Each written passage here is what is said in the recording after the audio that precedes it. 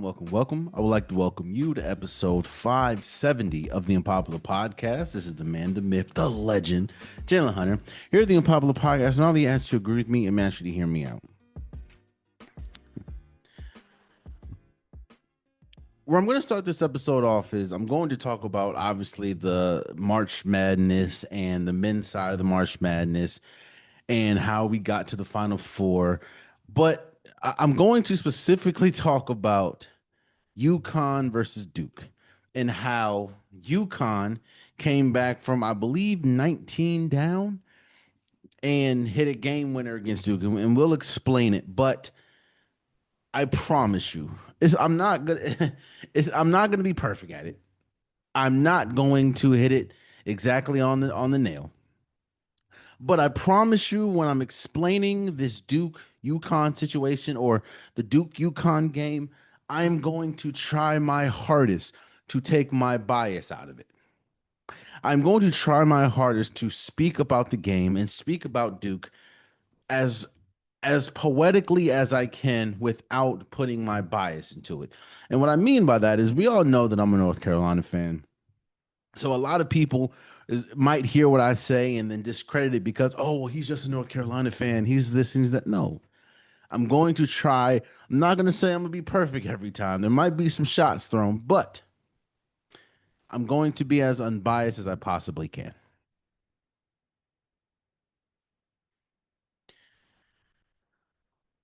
The bones of it all, which I kind of just explained, or I kind of just talked about, but Duke was up big, up about 19 points.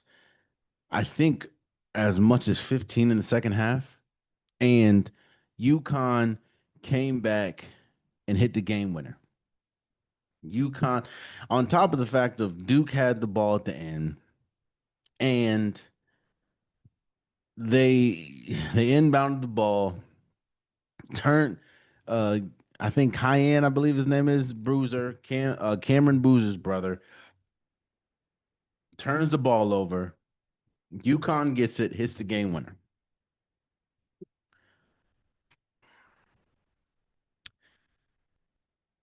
Duke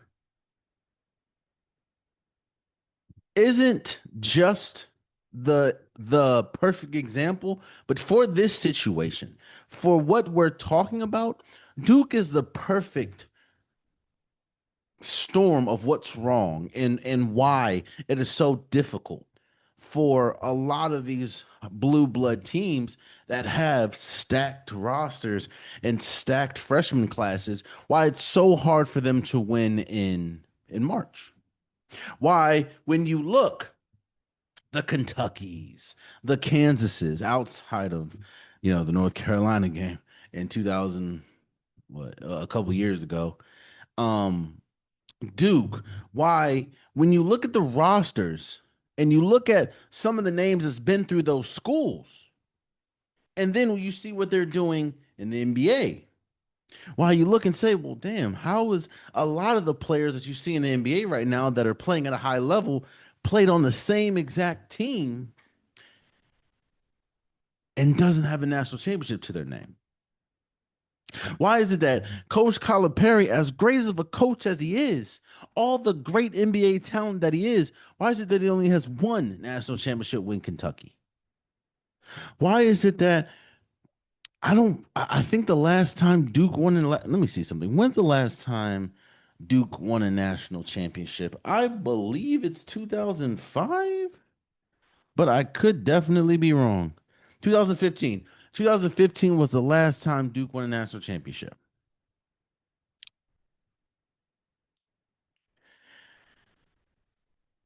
There's a reason why senior lated or upperclassmen filled teams usually win in March. And I'm not saying that a fully loaded freshman team cannot win, but I'm telling you why it's so difficult. The word of the day, right? The word of this topic is, or the phrase is sweat equity.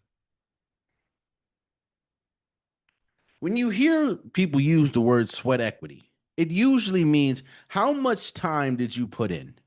How much, quote, sweat equity do you have in this certain topic, this certain situation, this certain game? Because usually the team, the person that has the most sweat equity in whatever we're talking about, usually has the most to say, usually has the most say so in whatever we do, because they have earned the right to make calls like that because they have the most sweat equity in whatever we're talking about. The way that I want to use sweat equity is this: just like the NBA playoffs, just like the NFL playoffs, just like the difference between the regular season and playoffs in any sport that has a regular season and playoffs, there's a reason why it says that they're two different seasons. There's a reason why we a perfect example of this is Josh Allen, Lamar Jackson. Why it doesn't, they've played themselves to a class where it doesn't really matter what they do in the regular season. All that people are going to talk about is what you do in the postseason, which neither one of them has played up to the level of which their talent says they should in the playoffs. They don't have enough positive sweat equity that you can really make an argument that they're one of those elite athletes or elite players in the playoffs. Even though Josh Allen has a better playoff record than Lamar, they haven't had enough positive sweat equity like a Lamar or Patrick Mahomes. Hell, like a Jalen Hurts. When you look at this Duke situation, when you look at most of these blue buds, it's challenging to go from regular season to tournament.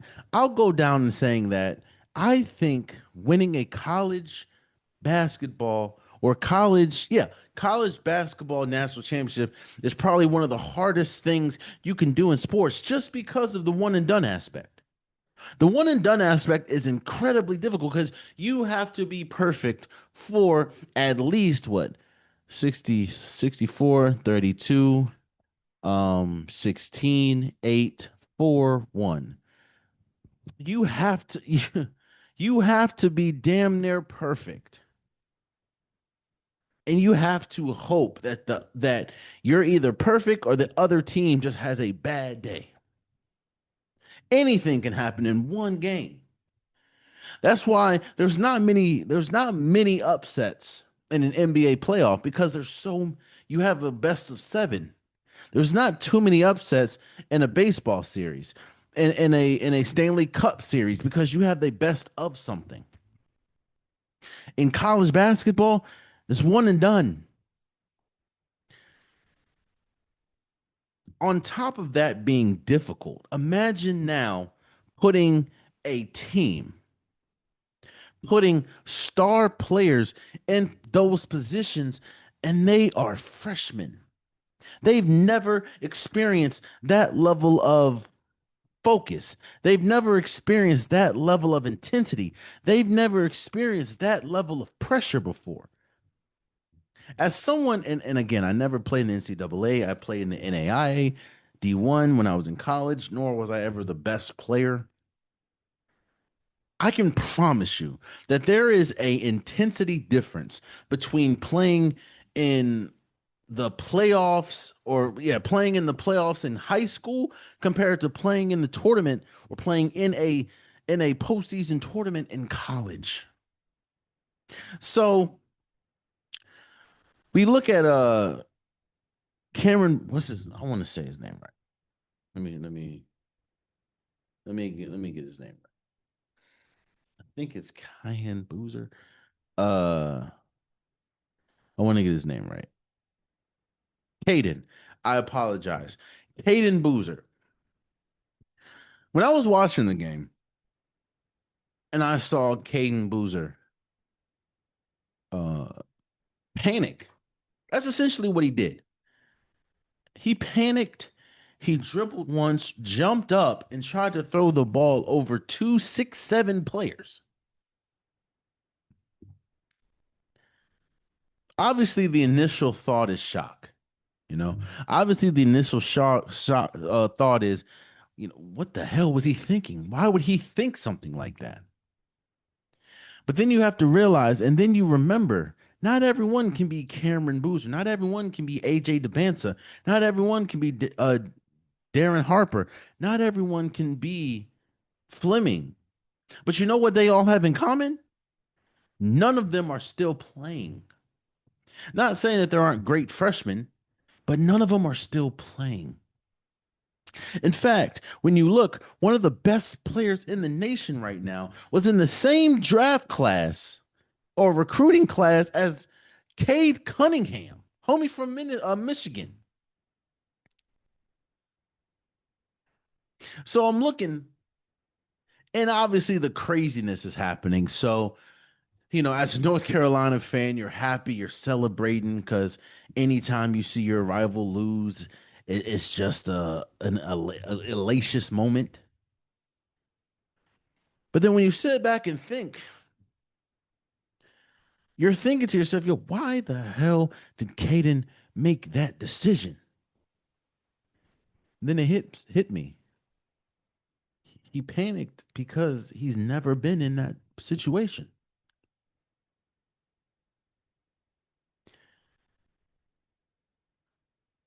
Think about last year. The number one overall pick, Cooper Flag, what happened in the national championship against Houston? Well, not Houston. The Final Four against Houston.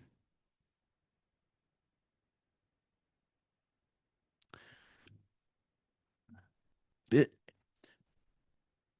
it is so difficult for these blue bloods to win, especially when you look at these freshman laden teams because they don't have enough sweat equity in March to know how to handle that type of pressure. Now, again, I'm not saying a freshman laden team can't win it all. I'm not saying a team that has star players at the freshman position can or star players that are freshmen can't win it all. I'm not saying that. But what I'm saying is there's a reason why we don't see that a lot. There's a reason why where we very rarely see that, if ever. Because more times than not, freshmen, as great as they are going to make the same decision that Caden made. Hell, Duke almost lost the first to a 16 seed.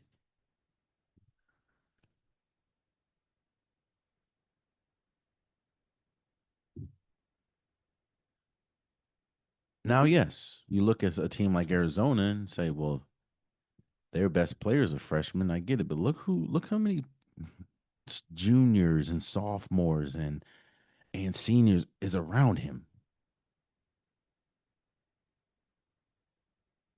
Same with Illinois. I think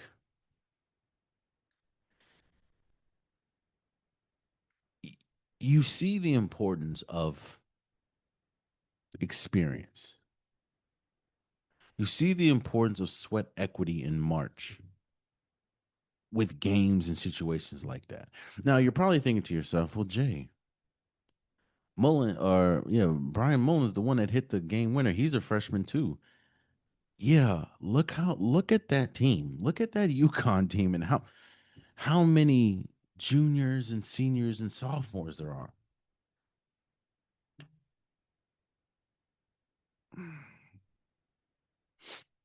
Um Now no, I'm not taking away from how if you have an opportunity to get a freshman like AJ DeBanza, get a freshman like Shea Gills Alexander going to Kentucky, get a freshman like John Wall going to Kentucky, get a freshman like Jason Tatum, Zion Williamson going to Duke. You take that 10 times out of 10. I'm not saying don't,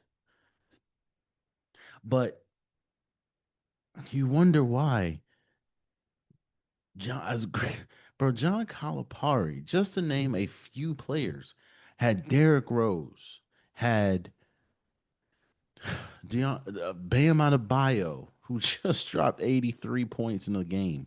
De'Aaron Fox, Anthony Davis, Shea Gills Alexander, Jared Vanderbilt, Devin Booker, Jalil Okafor, Quinn Cook, Tyler Euro. There's a reason, and the list continues. Ty Washington. There's a reason why.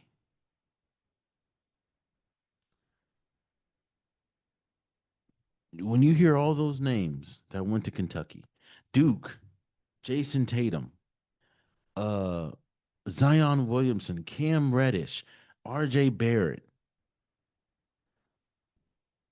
Cam Boozer, Cooper Flagg, Con Knipple, Kyrie Irving.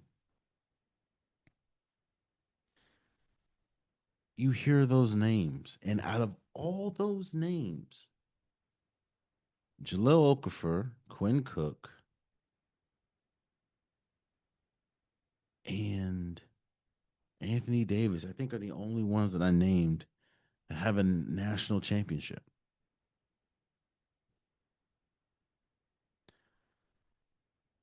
It's tough. And I think that's why, and we're going to talk about the women's in a second, but I think that's why, at least in the men's, you're you're more susceptible to upsets because a lot of freshman laden teams make it to March because the regular season they're just that good. But when you look, we can kind of advance this conversation. When you look, you have UConn, Illinois, Arizona, and Michigan. And I think the beauty about this, and when we talk about storylines, this is one of the best storylines, the most perfect storylines we can have. You have one team in UConn that, if they win the national championship, if they make it to a national championship, they would have made it 3 out of the last 4 years.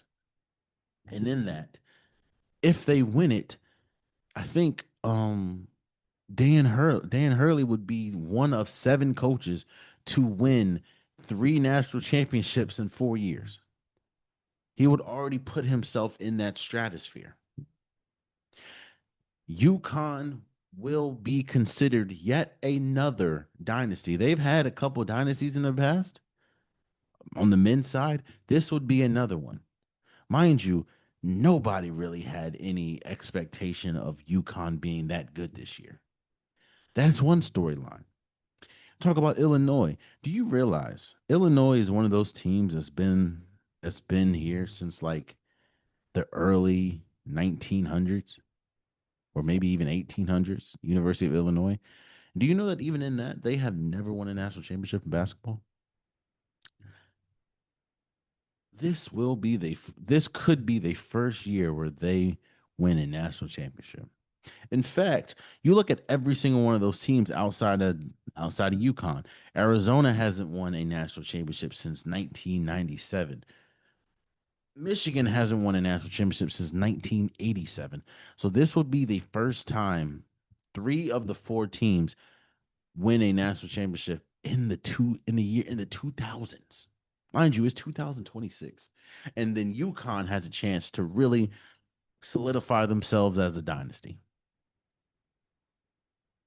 Realizing that in March, Dan Hurley, as a head coach, I think has only lost 2 games in his career as the head coach of the UConn Huskies. I guess the goal of this first part, which is crazy to think and crazy to hear me say as a North Carolina fan, but I think it's about grace and understanding. Obviously, you're gonna feel like the world is over when your team or the team that you picked or whatever didn't make it. But you have to realize, man, these freshman laden teams do not win because they don't know how to win in March. Again, I'm not saying it can't happen, but it's extremely rare that it happens. Look at the Fab Five. The Fab Five is considered one of the greatest teams that had I think, starting five of freshmen, and I think they made it all the way to the national championship and lost to Duke, if I'm not mistaken, and Christian Leitner. So what I'm saying is there's a reason why, at least on the men's side, it is extremely difficult to, no matter where they're seated, extremely difficult for freshmen to win in March because a lot of times, even the bigger stars make mistakes like Caden made more than not. Remember, Cooper Flag, I think, made two costly mistakes last year that cost Duke a chance to the national championship, which actually kind of leads me to the second part of this, or the third part. I'm sorry. Bear with me. This is a long first segment. I get it.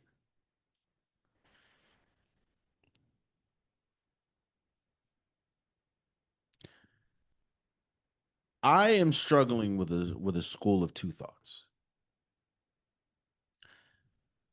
Because when you talk about John Shire, what you're hearing is you're hearing people say that he is a choker. You're hearing that people say he can't get it done. You're hearing people say, kind of like Hubert Davis, John Shire continuously loses leads because remember they were leading heavily against Duke. I mean, no, against Houston last year, and they lost. Um, John Shire has been on the other end of some huge loss, and don't get me wrong, the well, yes, everyone's going to talk about the final shot that UConn hit against Duke. Duke's second half was horrible. They only scored 28 points in the second half. In college, you're not about to beat a lot of people with a 28-point half. On top of the fact, if I'm not mistaken, I think they had, let me see something. If I'm not mistaken, I think they had over five turnovers in the second half. Let me look. Let me see. Let me see. Turnovers. Oh, excuse me. Duke had 13 total turnovers, six of which came in the second half. That's not going to get it done. That's not going to get it done. I'm gonna just keep it a stack.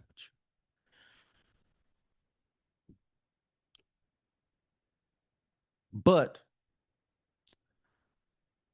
I think that there does have to be some acknowledgement that yes, John Shire. Here's my issue with John Shire and Duke teams. Yes, I do everything I just said about freshmen and how Duke has a lot of freshmen usually. That's all well and done. Yeah, or well and dandy. I do agree with that. So that part I don't necessarily fault him for because, you know, that's just I don't fault him for trying to teach a team something that you can't really teach without experience. And honestly, you're not really going to get experience beating who did they beat the even though they almost lost. Who did they beat the first Sienna. You know. Um but one thing that I do agree with, and here's my issue with John Shire.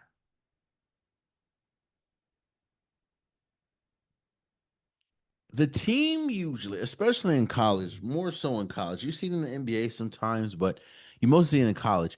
Teams embody the personality of their coach. A perfect example of that is UConn. Since Dan Hurley has been the coach, they've been a tough, energetic, gritty team because that's just the type of person that he is. He speaks life. He speaks life into situations that they probably have no expectations of. You know what I'm saying? Like that's just what he does. He has such an infectious personality to his teammate or to his team, and they play like it. John Shire has never really had the reputation of being a gritty guy, of being the guy to get in the mud. You know what I'm saying? And I'm not necessarily saying that's a bad thing, but as great as Duke can be, Duke does have a reputation of being soft a lot, even with the one time, actually, the one time that they did not have that reputation, I don't even think John Shire was the coach. And that was when they had Zion. Like, I just think it's tough. You can't teach something that you don't really have in you. You kind of see that a little bit with the Lakers, with JJ Redick as their coach. JJ Redick has never been a defensive minded player. You think he's going to be a defensive minded coach? And you wonder why the Lakers struggle so mightily on defense. I don't think he should be fired, but I do think that, you there are times where your personality has to shine through it all. The personality and the characteristics, the energy that you feed your team has to blossom at some point, and a lot of times it doesn't, which is why you see them lose huge leads. That was Hubert Davis's issue. He did not know how to keep a lead to him at all. So I think that, I mean, Duke's always going to be Duke. It's Duke. It's still a blue bud. They're still academically gifted. But I think that this is going to be the perfect Final Four. Again, UConn going up against Illinois, a potential dynasty going up against a team that's been great all year, but could possibly win their first national championship. And then Arizona and Michigan, both one seeds, both been playing incredible. Both teams have not won in the year since the year or since the 1990s. Uh, technically, because Michigan 1989. So, it's gonna be a great Final Four, and I can't wait. I cannot wait. That's on the men's side. Let me speak on the women's side for a second. And I'm going to start this off with two numbers, two facts. Fact number one, and the first number is going to be 2022/23. The year is 2022 and 23. That's the last time a seed outside of the top two made it to the final four or made it out of the final four.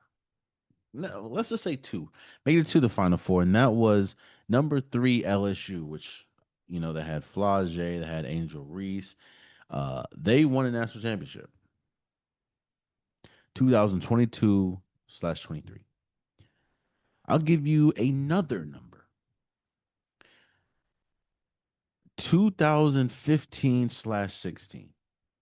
This year is 2015/16. That's the last time a team seated higher than three made it to the final four. And that was number four Syracuse going up against number seven Washington.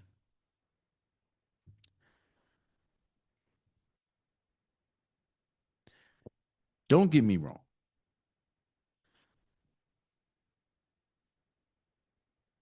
I love seeing top notch, top tier basketball, whether that's women's basketball, men's basketball. I love seeing great basketball. But I absolutely hate at times, not all the time, but at times watching women's women's March Madness, because that is when you usually see just how lopsided these rosters, just how lopsided these games are. Think about this. A blowout is 15 or more points. It's considered, actually, it's considered 12 or more points of margin of victory, right? On the men's side, in the first round, one, two, the first round, one, two, three, four, five, six, seven, eight, nine, 10, 11, 12, 13, 14, 14 first round. Oh, wait. Hold on. I'm not done. 14, 15, 16, 17, 18, 18. 18 first round games were decided in a blowout. Let's go over to the women's real quick. 2, 3, 4, 5, 6, 7, 8, 9, 10, 11, 12, 13, 14, 15, 16, 17, 18, 19, 20, 20, 21, 22, 23 of them were, but in fact, in the Sweet 16, 1, 2, 3, 4,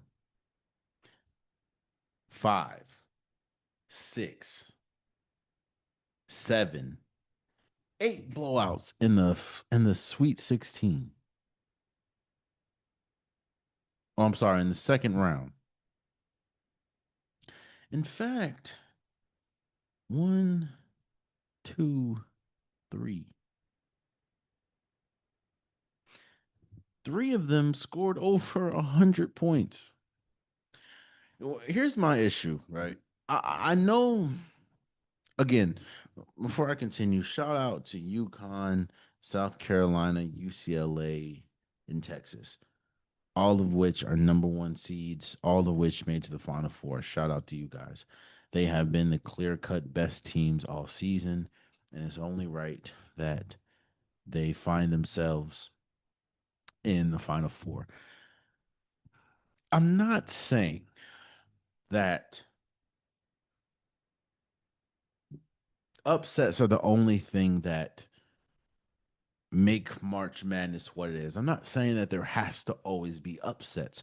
What I am saying, though, is there has to be a competitive balance. And I don't think that there is a more unbalanced tournament than the women's side. And I get it to a certain extent, right? I get it. I understand that it's very hard to get people to go and watch these games, right? It's very hard to get people to go to a central place to watch women play basketball. That's as unfortunate as it is, even though I do think women are incredible at playing basketball. It's just hard for the common person. You're going to get a better turnout, better crowd if you have the higher seed be a home game. I get it.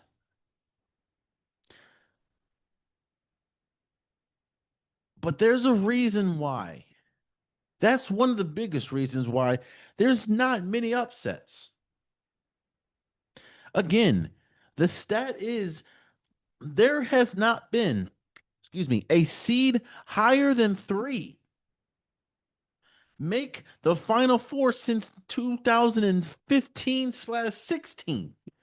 And there has not been a seed higher than 2 make it to the national championship and win since 2022/23. And I think the pinnacle of this, like the toughest watch, no offense to these ladies, was Texas and versus Michigan, bro. Michigan, who is a 2 seed, just got, I felt like I was watching women that has never played basketball a day in their life going up against a varsity squad that is just elite and better in every way, shape, or form. Again, man, I'm not saying that there has to be upsets for me to enjoy, college basketball or enjoy March. I think a lot of people watch it for that. But do you know how that's why it is so difficult to have upsets in college in the women's side because the advantage is always on the higher seed. Like, wait, what do you mean up until the Elite Eight? Yeah, I think up until the Elite Eight, I'm playing, which is why I didn't talk about it. I've talked about it briefly, but I understand the lady from Syracuse. I understand her issue. Like, wait, what do you mean I'm playing at UConn and I'm a 9 seed? Like, wait, what do you mean I'm Minnesota, the 4 seed, playing against UCLA at home or at UCLA? What do you mean I'm USC playing South Carolina at home or at South Carolina? Like, make that make sense. How do you expect any type of um competitive competitive games? As great as South Carolina is, bro, they beat USC 101 to 61. Texas beat Oregon 100 to 58.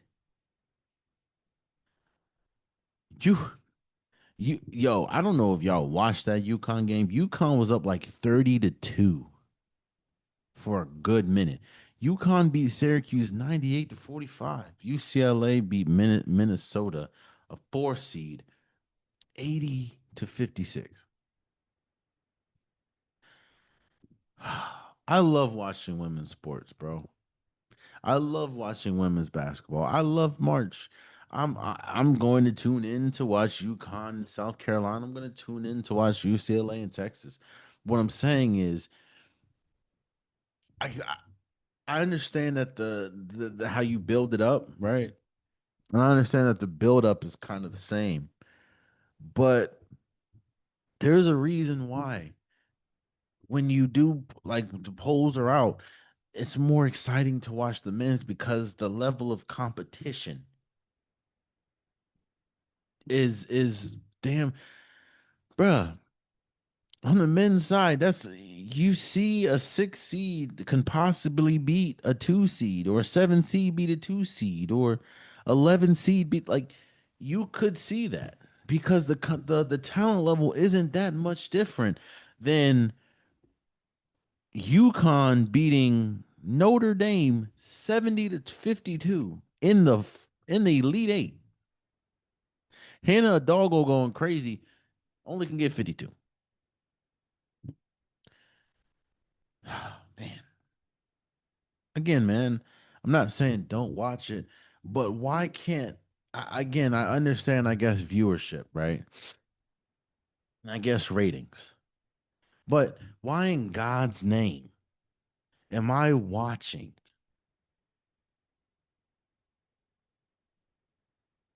South Carolina have a home game against USC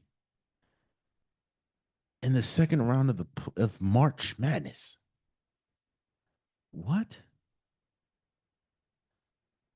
Again, that stat right there, bro. A team with a seed higher than 3 not making the final four since 2015 and 16 should tell you that there's There's a competitive disadvantage somewhere. And I understand that I guess it's going to be difficult to get people to go to games if it's a neutral site, but like, would you rather have that?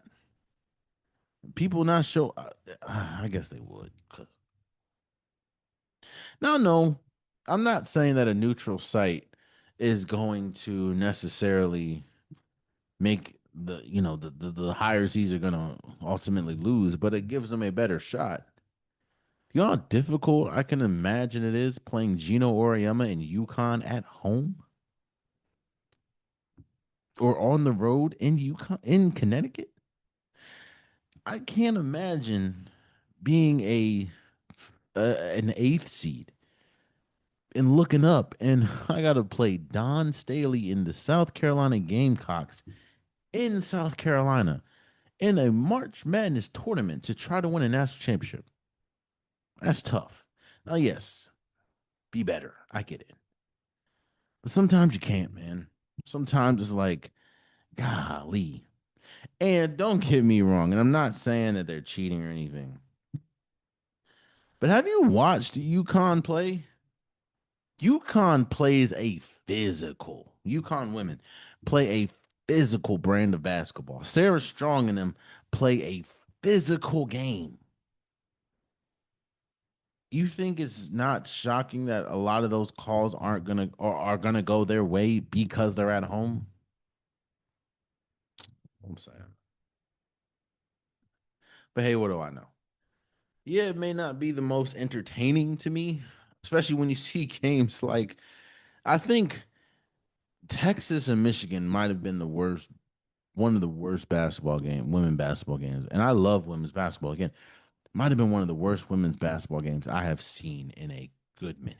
I'm not even joking. That was a tough brand of basketball to watch. Now, yes, I do credit it. A lot of it is just how good Texas is. You know, Texas is great. But yeah, no, Michigan looked like, oh boy. But we'll see. We'll see. Let me get off my soapbox. So let's move forward. Okay. You know, it's funny. I just got off my soapbox and I'm about to get on my personal box for a second.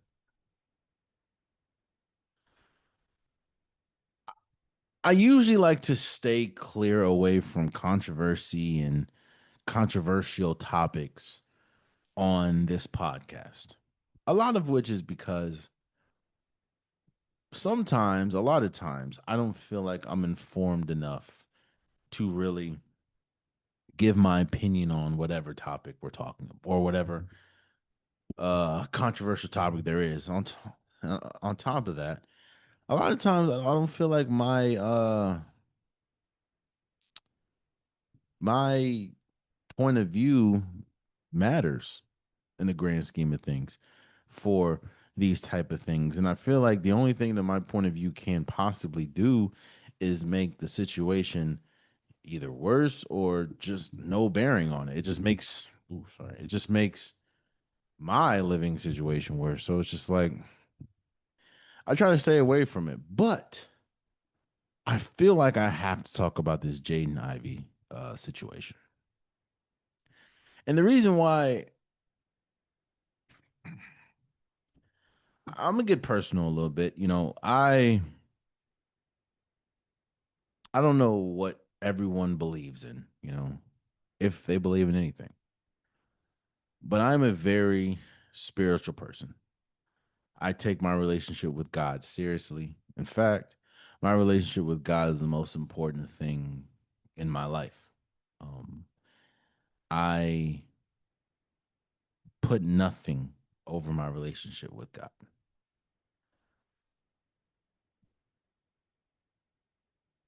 And Jaden Ivey went on now. Jaden Ivey went on IG Live and he went on what a 42, 45 minute just rant.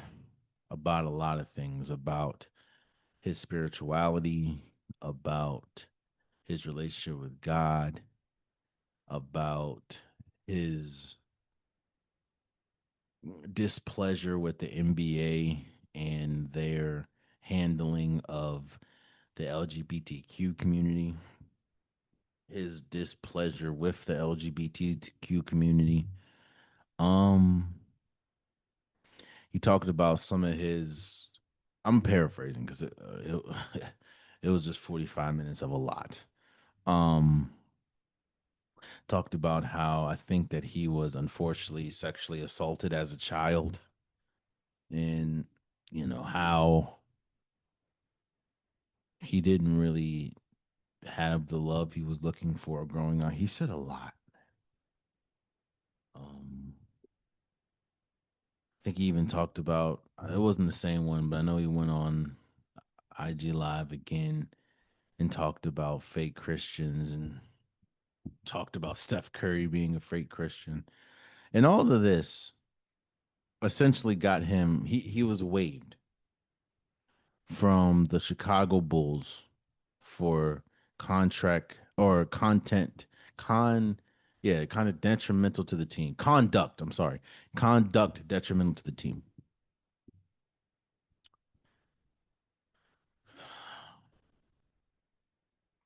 Let me give my take on this because I have a few that I feel need to be discussed or that I want to share. First take is I'm hearing a lot of people say that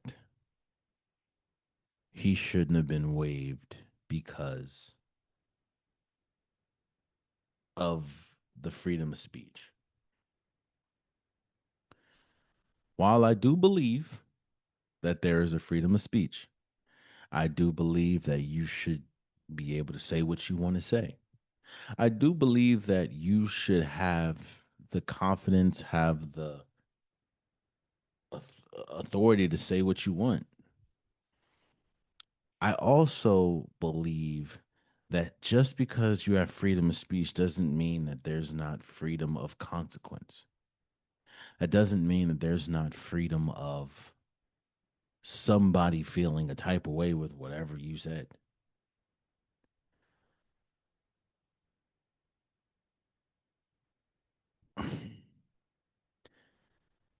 Unfortunately, bro, when you sign a contract to some team, you have to abide by the rules, man. You have to abide by the league standard. If you are going to cash in millions upon millions of dollars from said league, from said team, you have to abide by those rules or you're going to get waived. And the last thing a league wants is negative PR. And when you go at a community as strong as the LGBTQ community, you're going to get pushback. And the NBA does not want to deal with that. Or at least the Chicago Bulls is not going to want to deal with that. And I say the NBA as a whole because I don't know if Jaden Ivey is going to get another opportunity.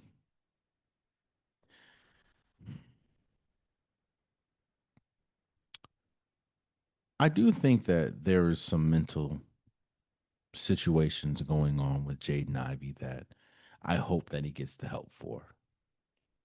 Um,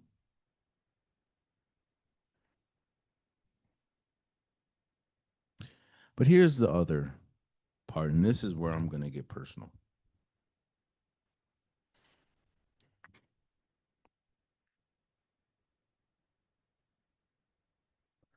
I, like I stated earlier, I take my relationship with God, I take my spirituality very seriously. And one thing that I see a lot of that I I don't I despise is how a lot, not all, but a lot of Christians use the Bible. and how a lot of Christians use the Bible and use scripture to just justify their point, and how they misuse or they pick and choose what scripture to use compared to which scripture they decide not to use. Jaden Ivey tried to use scripture to explain his disapproval with the LGBTQ community. I may have my opinions on the LGBTQ community, and a lot of those opinions are based off of scripture. So I understand. I'm not saying that I necessarily agree, but I understand where Jaden Ivey is coming from when he uses the scripture. But my issue is not just with Jaden Ivey, even though he is the person I'm talking to, but with most Christians, because I can consider myself a Christian. I am a Christian. Yeah. Like, I don't know what I am a Christian, but here's my issue. Why is it that you never, or why is it that you very rarely hear a Christian when you're talking about an LGBTQ community or you're talking about abortion? Why do you never hear them talk about the scripture or the words, how it's a sin to judge, how you're supposed to accept people for who they are? Look, I may have my feelings and I may not necessarily support the ideas and some things about the LGBTQ community, but I also know that it says very vividly in the Bible that you're not supposed to judge people and you're supposed to love everyone the way that they are. On top of that, what does what does a community that I'm not part of have anything to do with me?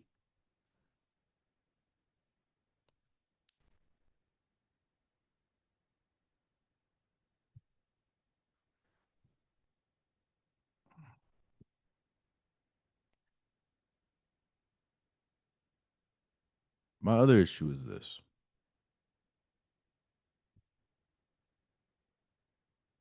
I think a lot of times Christians, especially newer Christians, have a very tough time expressing themselves or processing worldly things through a newly Christianed uh, binoculars, if you will. I'm not saying that they have to accept worldly things, but I do think that there's a way of accepting it and there's a way of not, but doing what you got to do. I'm not saying that you participate in that,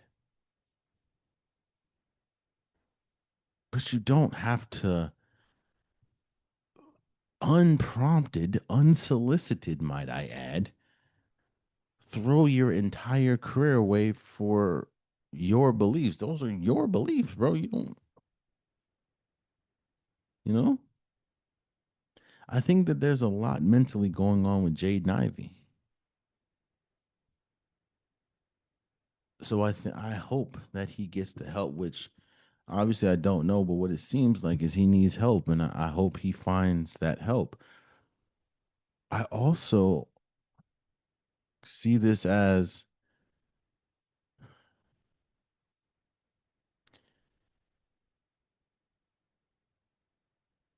an issue that we see a lot from Christians. They pick and choose, and they'll always find a scripture that supports whatever they're doing. yet and still would be oblivious to a scripture that contradicts whatever they're talking about. Like, did you know the KKK is considered a religious group? Did you know that Nazis were considered a religious group? I, I'm sure people that were part of the KKK can look at the Bible and say, this justifies what I'm doing."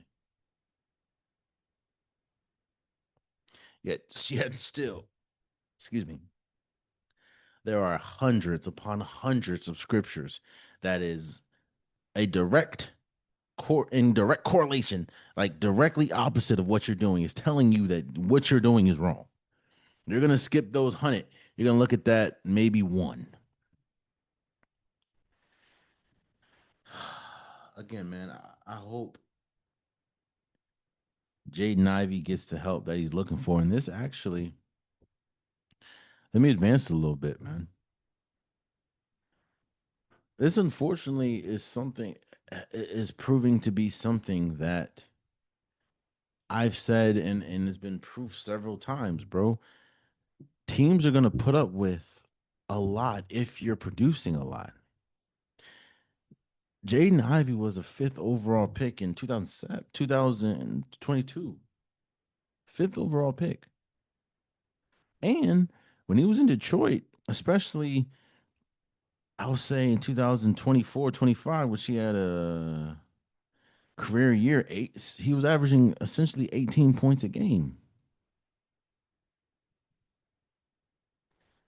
But that same year, he only played 30 games. The next year, he played 33. Then he played four with the Chicago Bulls. And his production, even though in those 4 games he averaged 12, 10 points or 11 points a game, 11.5, 12 points a game, he averaged like, they're not going to put up with whatever you got going on that you're not producing on the court the way that they hope you would. I put money if you was a superstar saying something like this, you might get fined, you might get suspended. He ain't getting waived. I can promise you that. I'm not gonna put this on anybody's jacket, but I'm sure if you're a superstar, oh, especially someone that's 24 years old. Again, man, I understand where Jaden Ivey's coming from, but I think the delivery is off. Um, I think a lot of it, and I think a lot more so the delivery is probably a mental health issue.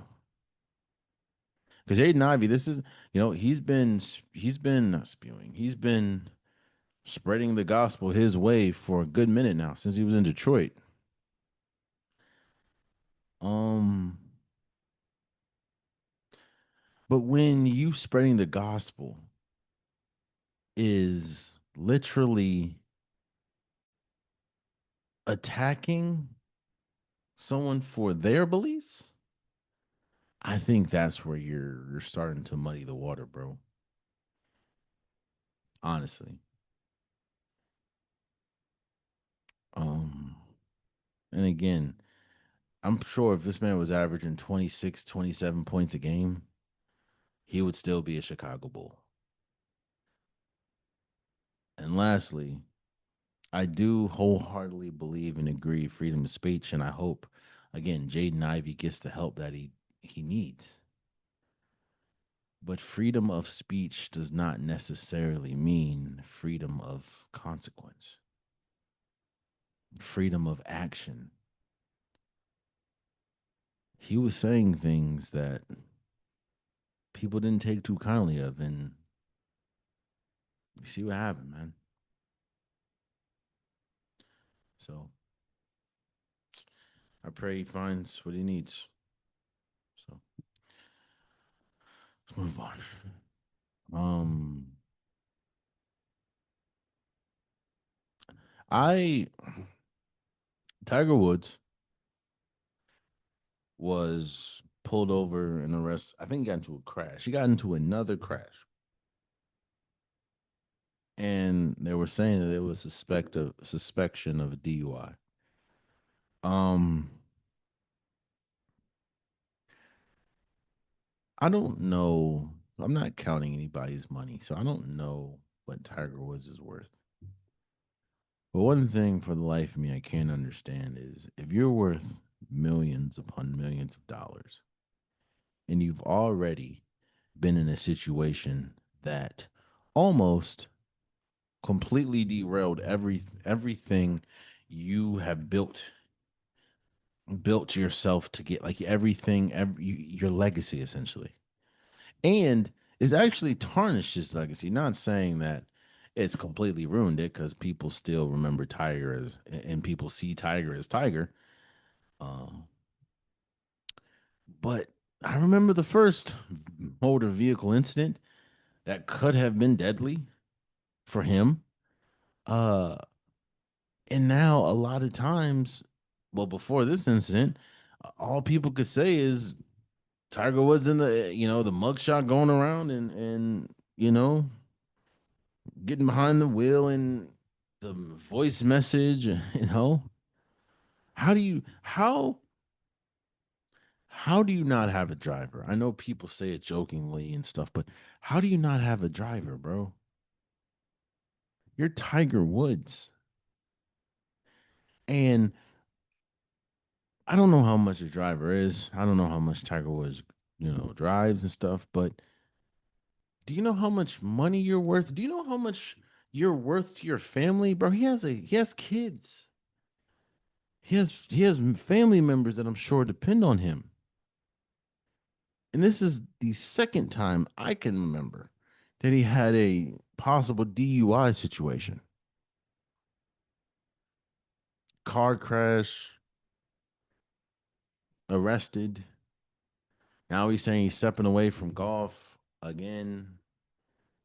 Bro, just get a driver. I'm not saying it's bad to drink, but like, why do you? This is the second time. Get a driver, bro. You're worth way too much, not just for yourself, but you're worth way too much to too many people. To Tiger Woods is one of those people, and he's built himself to one of that place where if you hear his name in anything, if it says breaking news Tiger, usually you stop what you're doing to see what's going on. You know, like Tiger Woods breaking news. Wait, what's going on? Whoa, that should tell you everything you need to know about this situation about Tiger Woods. What are you doing, bro? I hope he's all right, but get a driver, man. Just get a driver. Um, yeah, I think that's it. I will, yeah. There you have it. That's been today's episode of the Unpopular Podcast. I truly, truly appreciate you guys. If you want a Popular Podcast shirt, hoodie, sweater, long sleeve joggers, the link is in the description below. I have multiple different colors, multiple different designs. Get your Unpopular Podcast merch today. Also, please subscribe to the YouTube channel. I'm trying to get as many subscribers as possible. I can't do it without you guys. Tell a friend to tell a friend to tell a friend to subscribe. It definitely means a lot. Also, for my DSPs, please follow, please subscribe, please rate, please share. All of the above. I'm trying to grow the podcast unilaterally, and I cannot do it without you guys' help. So please, please, please, again, subscribe, follow, share, rate, comment, all of the 9 yards. It definitely, definitely means a lot. Also, for my socials, Instagram, TikTok, Facebook, I post pretty much daily there. That's probably the quickest way to get to me. Um, if you I don't mind debating in the comments. It just means that you're listening to me and you have an opinion, both of which I truly, truly appreciate. However, just keep it respectful. You know what I'm saying? If you don't like my content, if you don't like something I gotta say, if you disagree with something I have to say, it's okay to let me know. Just do it respectful. Also, if you're gonna comment and we're gonna go back and forth, why not follow? You know what I'm saying? But please, please, please follow. It definitely means a lot to me. Until next time, much love.